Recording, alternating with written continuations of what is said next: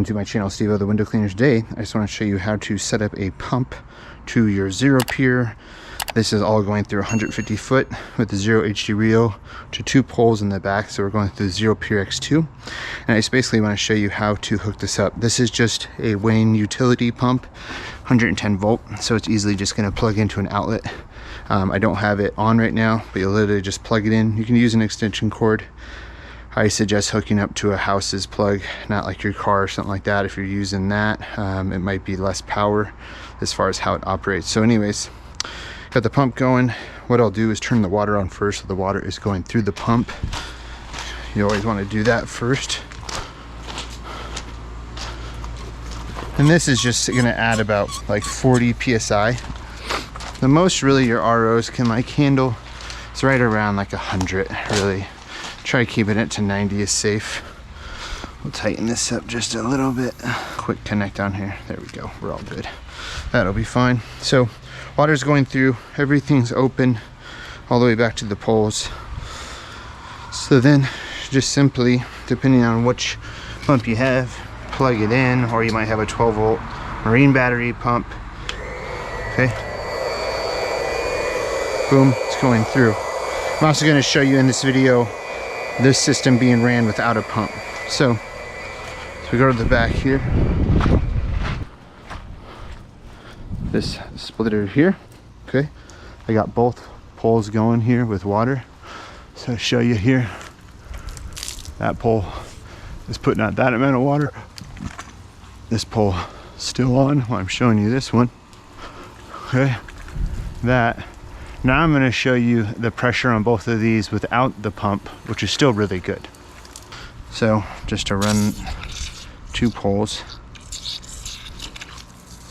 see how much water is coming out of there. Really good flow.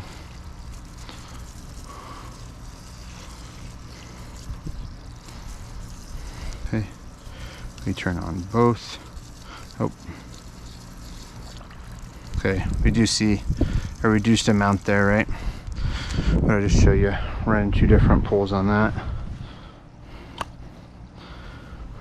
Of course, we're not going to have as much going to each pole. So we have the yellow one in there, so we need the orange one. Okay. Okay, we have both in there now. So from this pole, we'll run the 4 pencil. Okay, we see that going. Keep that going.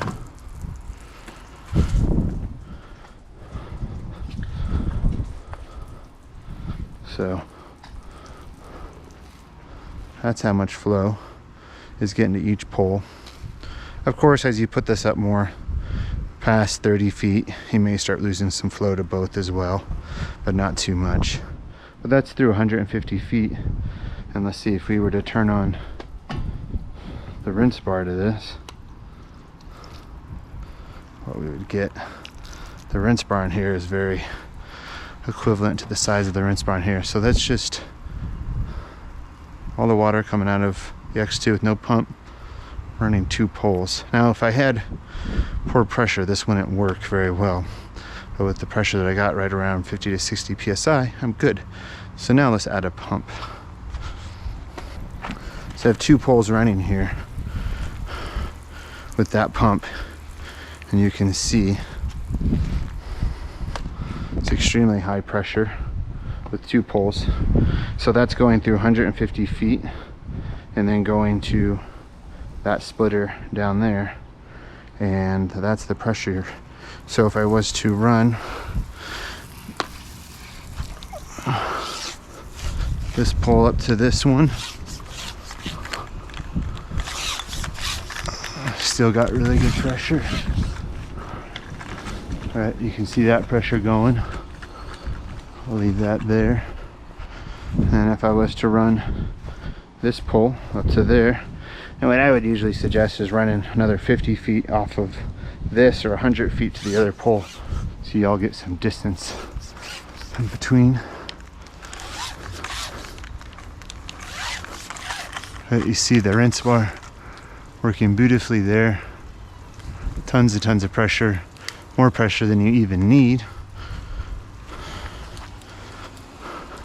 So you see on this pole as well, tons and tons of pressure.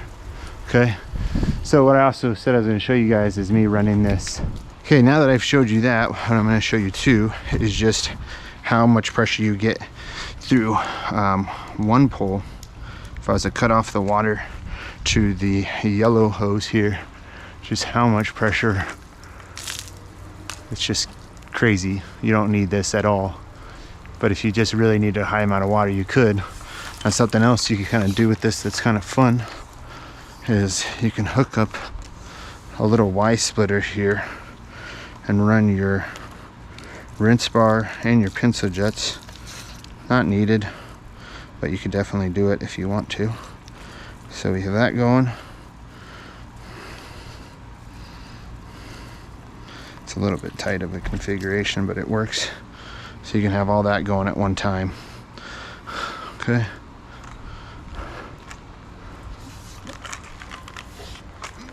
So we have insane amount of water going there. Way more water than you need, but it's almost better to run it that way so that your water isn't such high pressure that it's creating like a bunch of overspray.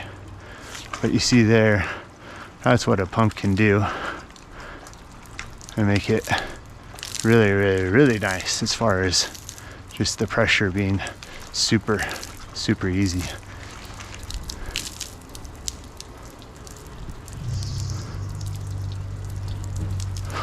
Just get a really quick rinse on it.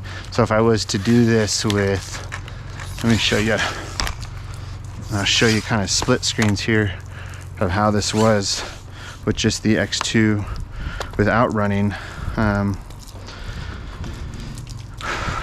the pump as well. So we have this one. This is just 2 pencil jets. This is going to be, okay, really, really far there. I don't know how far that's going out. Over 10 feet. So it's way too much pressure. If I ran 2 pencil jets for Tucker, going to be pretty high pressure ones. We can go really far. You can hit the fence over there. Okay. If we run a 18-inch rinse bar, okay, we got crazy amount of pressure there. If we were to run both of them, 18-inch rinse bar and 4 pencil jets. Remember, this is off the X2. Okay, we got all of our rinse bars working, and we got pencil jets working. So a ton of flow if you hook up a Wayne utility pump to the X2, and we're even losing some right here. But still, you have a lot of flow without a pump. But I just wanted to show you what a pump could do for a system if you ever wanted to do a pump, as far as if you're just really into having tons and tons of water. This is for sure going to push out probably a gallon per minute out of your brush for sure. Sometimes it gets restricted a little bit going up the pole as far as what comes out of the actual pole, but that gives you a good idea of what you could run with a pump on there. There's some systems out there where you can run about multiple poles but just have really, really crazy pumps on them and different stuff. But I just wanted to show you guys what a pump could do for an X2.